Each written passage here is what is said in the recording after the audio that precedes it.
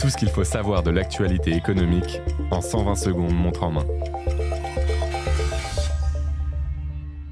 Donald Trump frappe fort. Hier soir, le président des États-Unis a annoncé une hausse brutale des droits de douane sur les produits entrant aux États-Unis. Ceux en provenance de l'Union européenne seront taxés à 20%. Donald Trump a ajouté la mise en place d'une surtaxe de 25% sur tous les véhicules importés aux États-Unis. Comment l'Union européenne va-t-elle riposter ? Quelles sont les réactions côté français ? Les dernières infos sont à retrouver sur Capital.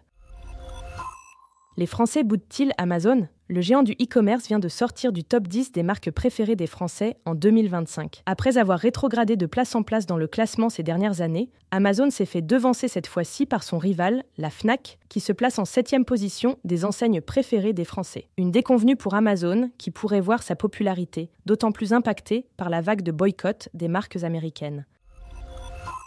Près de 10 millions de multipropriétaires. Dans une étude dévoilée mercredi 2 avril, l'INSEE nous révèle qui sont les Français qui possèdent plusieurs logements. Si 3% d'entre eux en détiennent plus de 10, 60% des multipropriétaires ne possèdent que 2 biens. Ces multipropriétaires sont le plus souvent des seniors. Sans surprise, leur niveau de vie est plus élevé que les autres Français.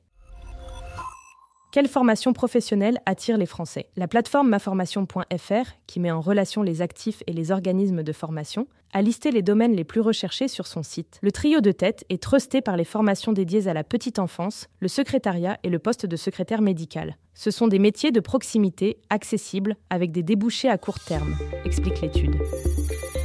Ce podcast a été écrit par les journalistes de Capital et mis en voix par une intelligence artificielle. Abonnez-vous sur votre plateforme habituelle pour écouter chaque épisode dès sa sortie.